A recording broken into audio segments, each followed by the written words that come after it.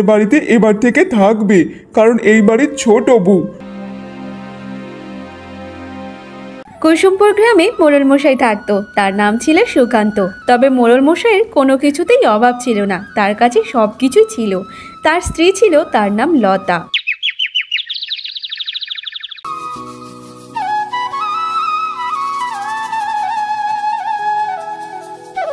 কি গো, তোমার কি হয়েছে বলো তো?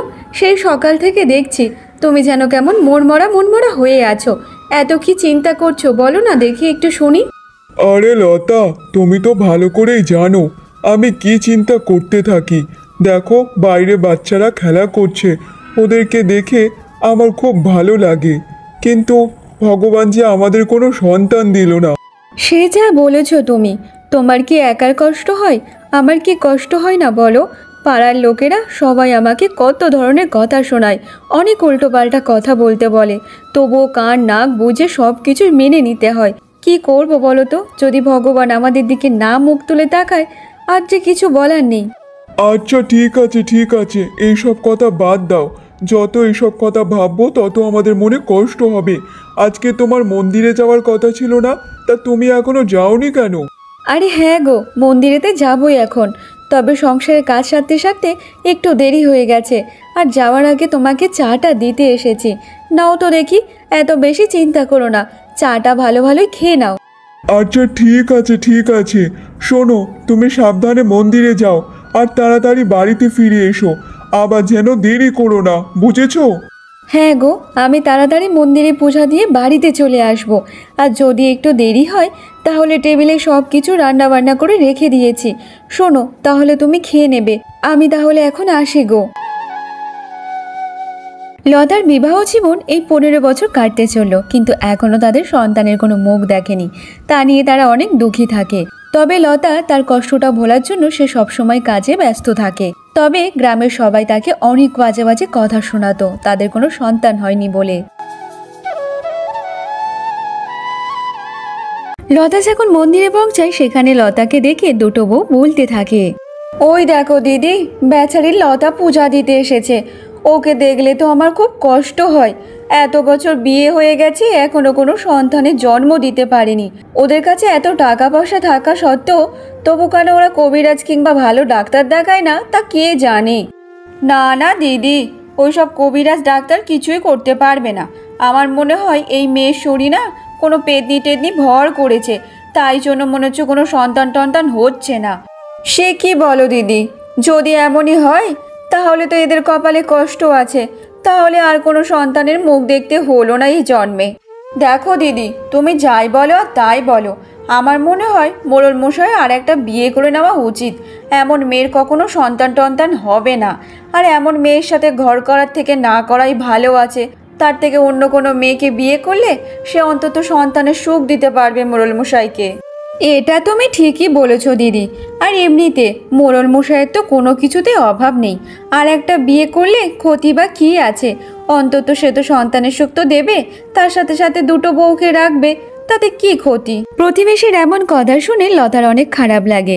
সে কোনো কিছু কথা বলে না, সে চুপচাপ পূজা দিয়ে ওখান থেকে মনমরা হয়ে বাড়িতে চলে যায়।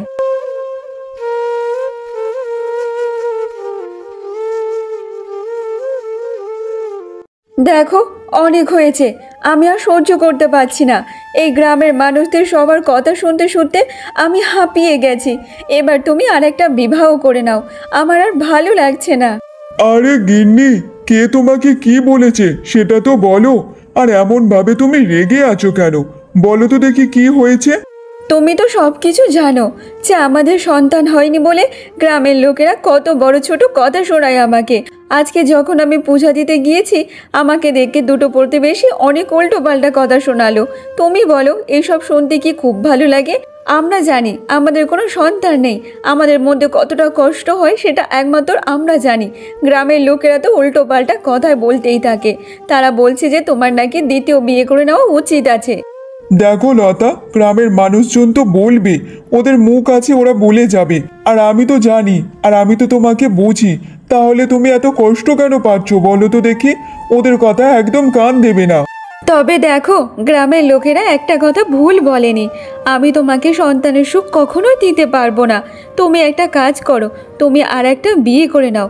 অন্তত তোমার ওই নতুন বউ তো তোমাকে সন্তানের সুখ দিতে পারবে, আর আমি ওই সন্তানের মুখ দেখে দেখে আমি জীবনটা কাটিয়ে দেব। আমার কোনো সমস্যা হবে না। তার থেকে বরং তুমি আর একটা বিবাহ করে নাও। দেখো লতা, তুমি যাই বলো আর তাই বলো, তা বলে আমি অন্য কোনো বিবাহ করতে পারবো না তোমাকে ছাড়া। আমি যদি এই বাড়িতে থাকি তাহলে তুমি শুধু বারবার আমার বিয়ের কথা বলবে। তার থেকে আমি এখানেই থাকবো না, চলে যাবো এক্ষুনি বাইরে। তুমি এতটা রেগে যাচ্ছ কেন বলো তো? আমি তো ঠিক কথা বললাম। যখন আমার কোনো সমস্যা হবে না, তাহলে তোমার এত কিসের সমস্যা বলো তো? আমি তো সব কিছু মেনে নেব বলছি।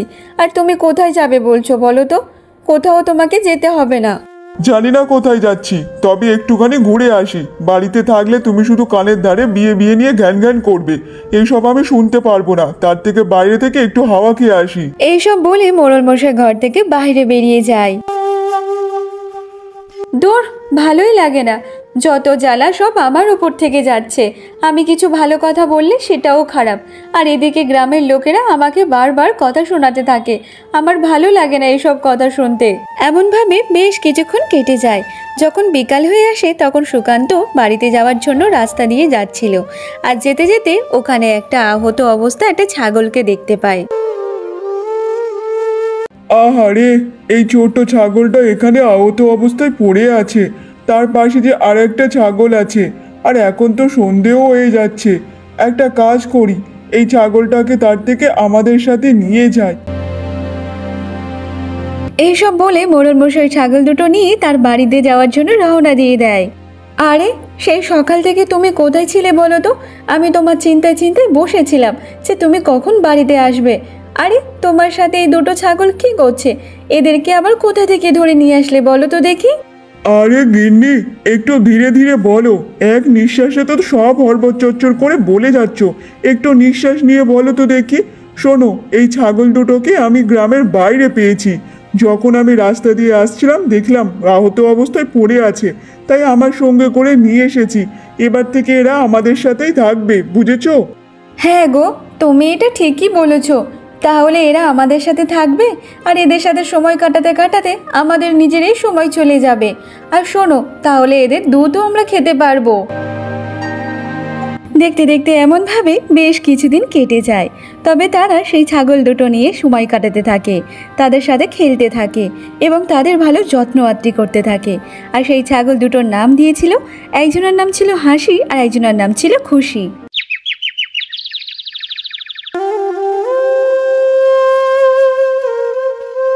আরে শোনো গিন্নি, আমি একটু কাজের জন্য মাধবপুর গ্রামে যাচ্ছি। তুমি একদম চিন্তা করো না, সেখানে আমার একটু কাজ আছে।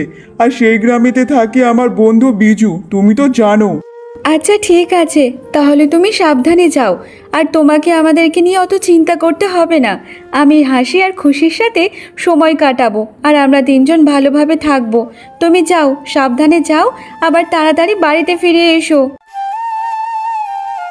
তারপর মোড়ল মশাই সুকান্ত মাধবপুর গ্রামে যাওয়ার জন্য রওনা দিয়ে দেয়।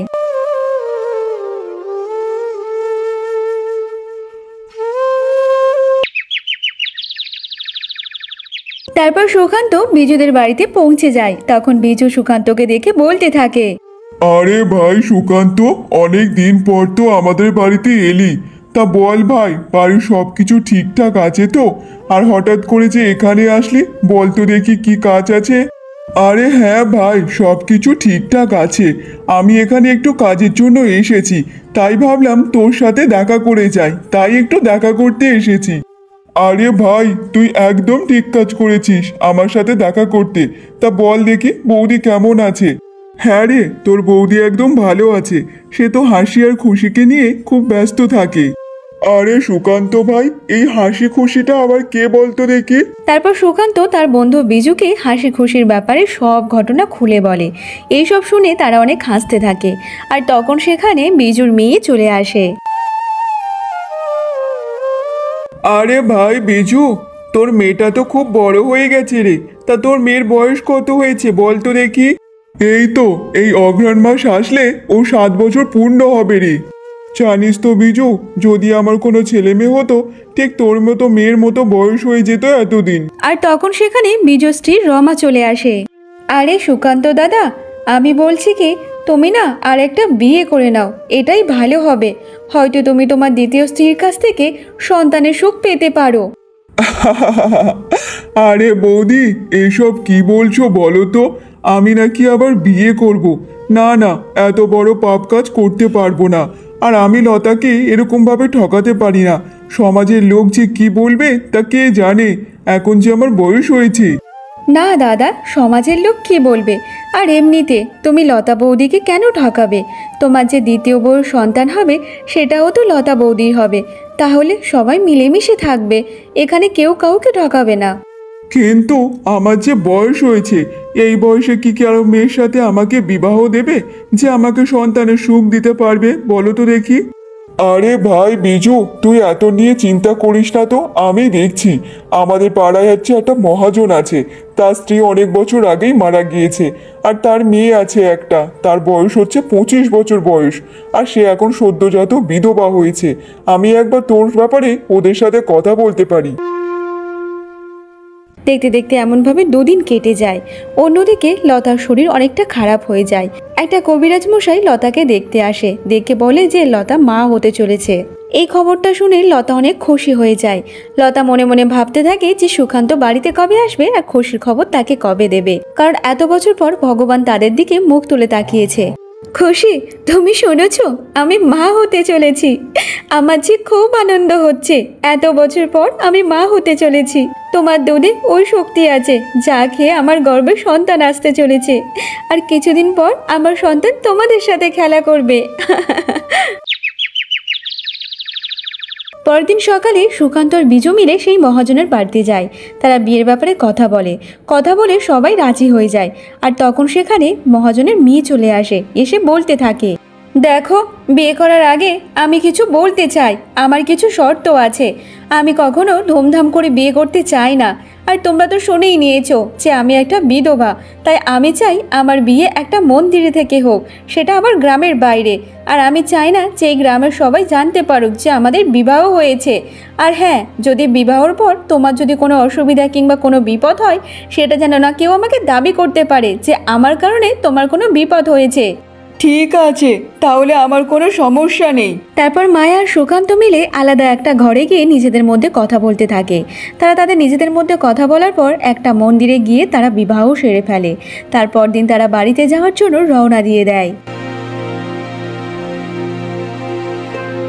কতদিন হয়ে গেছে, এখনো বাড়িতে ফিরলো না। আমি যে খুশির খবরটা শোনাবো, আমার আছে তর সইছে না। ও যদি একবার খুশির খবর শোনে যে ও বাবা হতে চলেছে, ও যে অনেকটা অবাক হয়ে যাবে আর অনেক খুশি হয়ে যাবে। আর তখন সেখানে মোড়ল মশাই চলে আসে। আরে, তুমি চলে এসেছো? আমি এক্ষুনি তোমার কথা ভাবছিলাম। কতদিন পর তুমি বাড়িতে ফিরলে। শোনো না, তোমাকে একটা খুশির খবর দেওয়ার আছে। কিন্তু লতা, আমিও তোমাকে একটা খুশির খবর দিতে চাই। এই দেখো, আমি সাথে করে কাকে নিয়ে এসেছি। এ হচ্ছে আমাদের বাড়িতে এবার থেকে থাকবে, কারণ এই বাড়ির ছোট বউ। তুমি তো সবসময় আমাকে বলতে যে তুমি একটা বিয়ে করো, বিয়ে করো। দেখো, তোমার মনের আশাটা আমি পূর্ণ করে দিয়েছি। বলো তো কেমন হয়েছে? এই কথাটা শোনার পর লতা অনেক অবাক হয়ে যায়। সে অবাক হয়ে দাঁড়িয়ে থাকে। তার মুখে আর বলার মতো কোনো ভাষা ছিল না। তার পায়ের নিচে থেকে মাটি সরে যায়। সে চুপচাপ ওখানে দাঁড়িয়ে থাকে। তারপর ওদেরকে বরণ করে ঘরের মধ্যে ডেকে নেয়।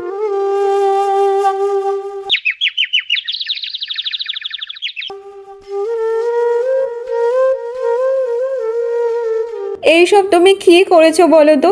এইটা তোমার করাটা একদম উচিত হয়নি। একবার বিবাহ করার আগে আমাকে তো একবার জিজ্ঞাসা করতে পারতে। এটা তুমি অনেক অন্যায় কাজ করেছো। আরে লতা, এইসব তুমি কি বলছো বলো তো? তোমাকে জিজ্ঞাসা করবো মানে? তুমি তো আমাকে বারবার বলতে যে আরেকটা বিবাহ করে নাও, আরেকটা বিবাহ করে নাও। তুমি এতবার বলার পর তো আমি এত বড় একটা সিদ্ধান্ত নিলাম যে আমি আরেকটা বিয়ে করে ফেলেছি।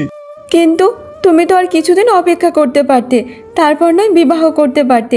তুমি কি জানো আমি মা হতে চলেছি আর তুমি বাবা হতে চলেছো? কি বলছো লতা? তুমি মা হতে চলেছ আর আমি বাবা হতে চলেছি? তাহলে এই খবরটা তুমি কবে জানতে পারলে? তুমি যেদিন কাজের জন্য মাধবপুর গ্রামে গিয়েছিলে তার 2 দিন পরে আমি এই খবরটা জানতে পেরেছি। এ তুমি কি বলছো লতা? হে ঈশ্বর, এ কি করলাম আমি? আমি যে অনেক বড় পাপ করে ফেললাম। আমার মতো পাপী আর হয় না। এবার আমি কি করব?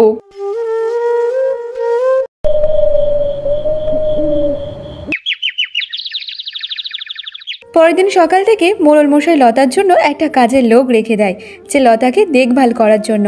এদিকে মায়াও জানতে পারে যে লতা মা হতে চলেছে। বাড়িতে কাজের লোক রাখার কি দরকার ছিল বলো তো? এখন তো দিদির শরীরটা খারাপ, দিদি তো একটু বিশ্রাম নিতে পারে, আর বাড়ির সব কিছু কাজ আমি সামলে নিতে পারবো, আর দিদিকে আমি ভালোভাবে দেখাশোনা করতে পারবো। তাহলে খামোকা কেন কাজের লোক রাখলে? আরে মায়া, না না, তোমাকে কোনো কাজ করার দরকার নেই। তুমি তো এই বাড়িতে নতুন নতুন সবে এসেছো। কিছুদিন যাক, তারপর নয় বাড়ির সংসারের সব কাজে হাত লাগাবে। আর এমনিতে লতার যখন কোনো অসুবিধা হতো তখন তো শান্তি এসে লতার হাতে হাতে কাজ করে দিত। দেখো, আমি এই বাড়িতে নতুন এসেছি, তা কি হয়েছে? কত বছর পর এই বাড়িতে খুশি এসেছে, আমি সেই খুশিটা কারোর নজর লাগাতে দেব না। কার নজর কেমন আছে সে কেউ জানে নাকি? তুমি শান্তিকে ছাড়িয়ে দাও কাজে থেকে, আমি সব কিছু বাড়ির সব কাজ দেখে নেব, বুঝেছো? দেখো মায়া, শান্তি যেমন কাজ করছে করতে দাও। যেদিন থেকে তুমি বাড়ির সব কাজকর্ম ভালোভাবে করতে পারবে তারপর নয় শান্তিকে কাজে থেকে ছাড়িয়ে দেব। এমনভাবে বেশ কিছুক্ষণ কেটে যায়। তারপরে মায়া লতার জন্য গরম গরম দুধ নিয়ে আসে।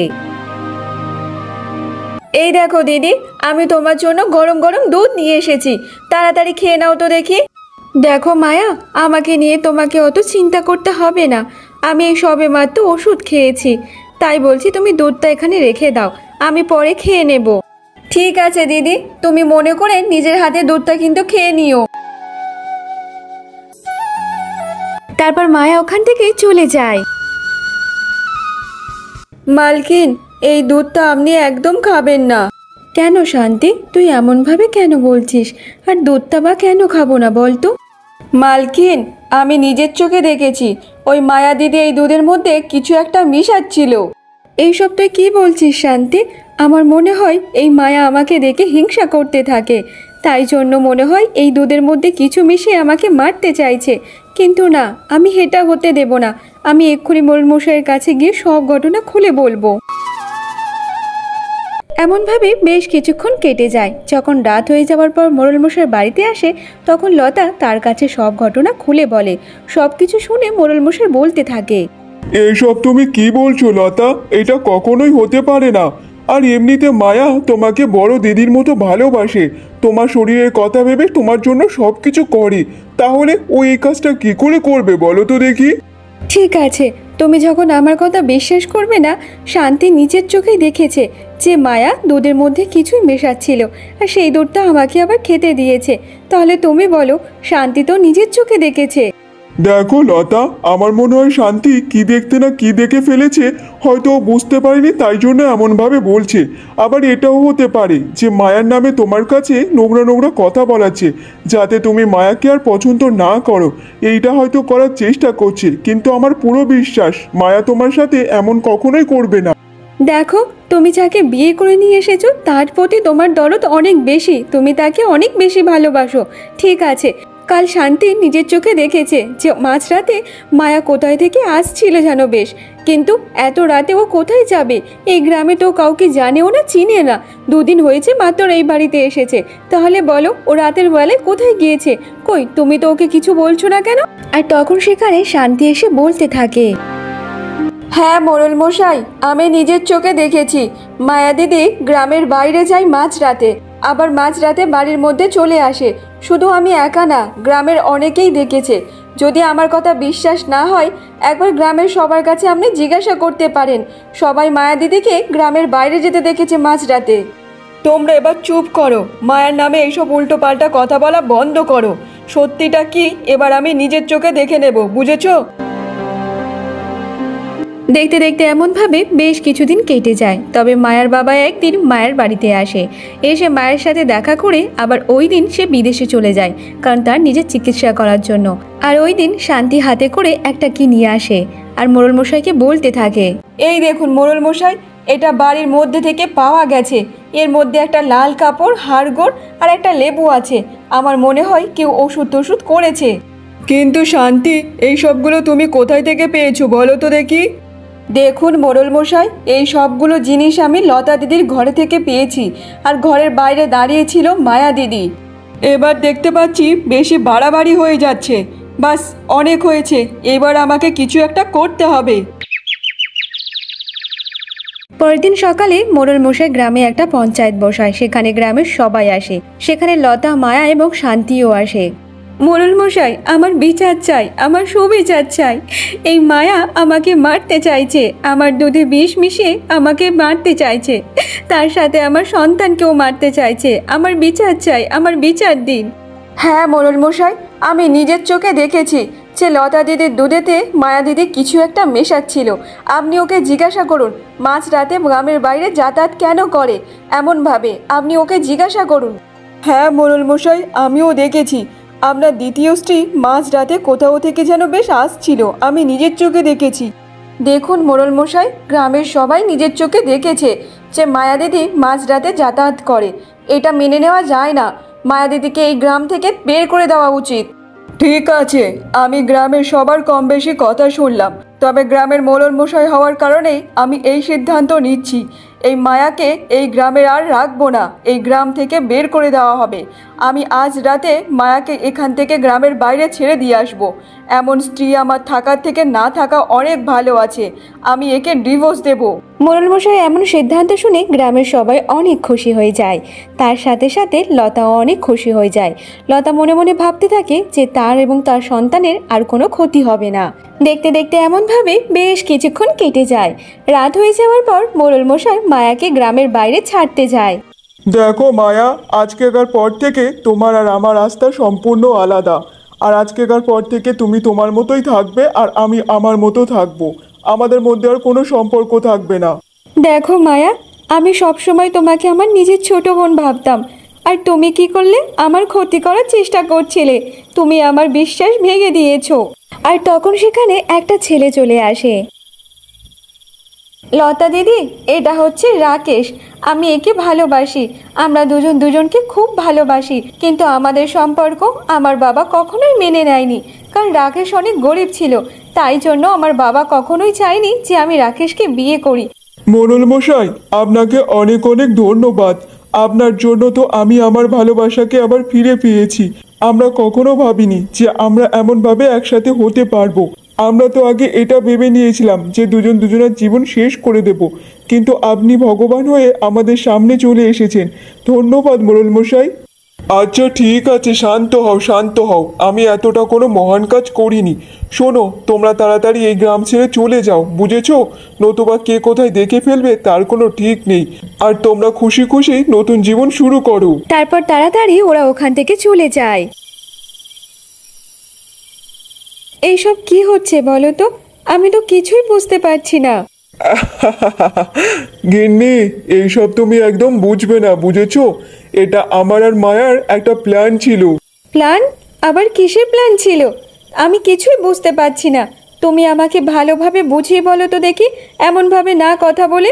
তাহলে শোনো গিন্নি, আমি যখন মায়ের সাথে দেখা করতে গিয়েছিলাম তখন মায়া একলা ঘরে আমাকে ডেকে সব ঘটনা খুলে বলে।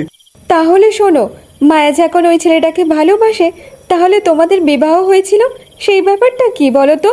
তাহলে শোনো লতা, আমার সাথে মায়ার কোনোদিন বিবাহ হয়নি। আর হ্যাঁ, যেদিন বিবাহ করার জন্য মন্দিরে গিয়েছিলাম সেখানে আগে থেকে রাকেশ এসে দাঁড়িয়েছিল। আর সেদিন আমার জায়গায় রাকেশের সাথে মায়ার বিয়ে হয়েছে, বুঝেছো?